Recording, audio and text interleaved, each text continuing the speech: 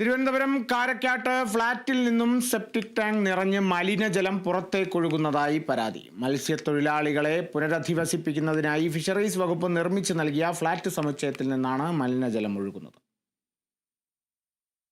കാരോട് പഞ്ചായത്തിലെ കാരക്കാട്ടിൽ ഫിഷറീസ് വകുപ്പ് ഫ്ളാറ്റുകൾ കൈമാറി 2 മാസം കഴിഞ്ഞപ്പോൾ തന്നെ സെപ്റ്റിക് ടാങ്ക് നിറഞ്ഞ് മലിനജലം പുറത്തേക്കൊഴുകുകയാണ്.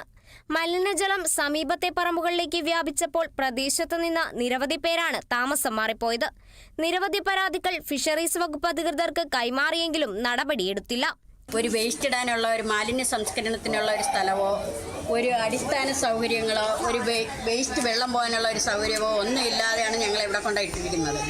ഇത്രയും ദുരിതം ഞങ്ങൾ അനുഭവിച്ചിട്ടും ഇന്ന് ഈ ഇന്റർലോക്ക് ഇട്ടതിന് ശേഷം 4 മാസം കഴിഞ്ഞ് ഈ വെള്ളം ബ്ലോക്കായി ഇവിടെ കിടന്നിട്ട് ഈ ബ്ലോക്കായി കിടക്കുന്ന വെള്ളത്തിനെ ഒന്ന് ക്ലീൻ ചെയ്ത് തരാൻ വേണ്ടി ഞങ്ങൾ ഓരോ ഓഫീസർക്കും ഞങ്ങൾ ഇവിടെ നിന്ന് മാറി ഞങ്ങൾ വിളിച്ചുകൊണ്ടിരിക്കുകയാണ്. ഈ അസോസിയേഷൻ്റെ കീഴിലുള്ള ഓരോ വ്യക്തികളും.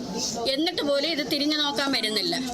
അത്രയ്ക്ക് ഞങ്ങൾ ദുരിതം അനുഭവിക്കുന്നുണ്ട്. ഇവിടെ ഓരോരുത്തരെയും ഞങ്ങൾ കാണുന്നുണ്ട്, ഓരോരുത്തരും സംസാരിക്കുന്നുണ്ട്. ഇന്ന് വരാം നാളെ വരാം ചെയ്തു തരാമെന്ന് പറയുന്നതല്ലാതെ ഒരിതും ഞങ്ങൾക്ക് ചെയ്തു തരുന്നില്ല. ഇപ്പോൾ സെപ്റ്റിക് ടാങ്കുകൾ കവിഞ്ഞ് ഫ്ളാറ്റുകൾക്കിടയിലുള്ള നടപ്പാതകളിൽ മലിനജലം കെട്ടിക്കിടക്കുകയാണ്. 126 ഫ്ളാറ്റുകളിലായി 800ഓളം പേരാണ് ഇവിടെ താമസിക്കുന്നത്. താമസക്കാരിൽ ചിലർക്ക് 3 മാസത്തിനിടെ വയറിളക്ക രോഗവും മഞ്ഞപ്പിത്തവും ബാധിച്ചു.